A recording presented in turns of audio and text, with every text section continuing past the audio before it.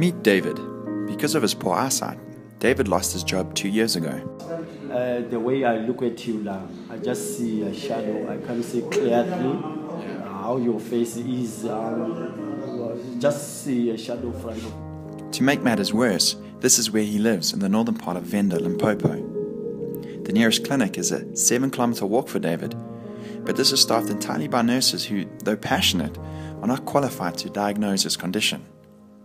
The nearest hospital is about more than 100 cases to see the doctors, and the one that they work, maybe they earn 500 rand per month.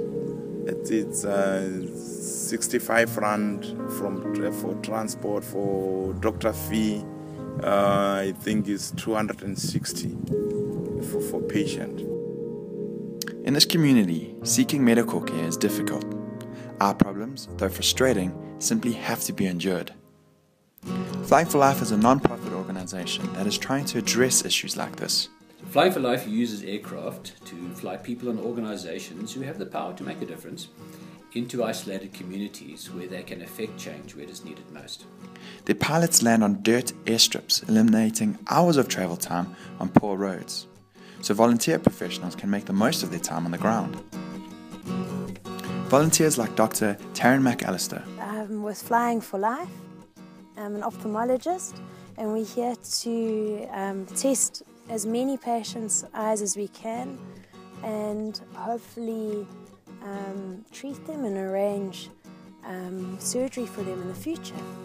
Flying for Life made it possible to take Dr. McAllister with her advanced medical expertise to the clinic in David's community.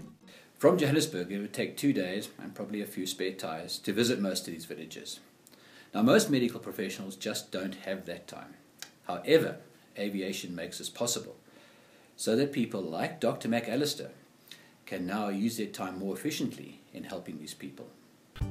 For the first time, David receives an explanation for his condition and can leave with the peace of mind knowing that if he continues his treatment, he won't lose any more of his eyesight. Without Flying for Life's Flying Eye Clinic, David may not have been able to get to hospital, and with time he would have gone completely blind. Because of these flights, glaucoma and other conditions can now be diagnosed early to prevent him and others from losing their eyesight. Not only have we been able to treat major eye conditions through the Flying Eye Clinic, but many of the people in this community have been enduring less severe sight problems for years, and we have been able to provide them with glasses. Some are now able to read for the first time in years. This is just one of the ways Flying for Life is working to uplift this community. Through regular flights to these areas, Flying for Life and their partners are working to bring effective solutions to a range of social issues. Their 4 main focus areas are community healthcare, early childhood development, humanitarian outreach, and housing development and land infrastructure. Once a community is adopted, they start by identifying and assessing the needs. Then they find partner organizations or professionals who can meet these needs. They raise funding for the project and then they bring it.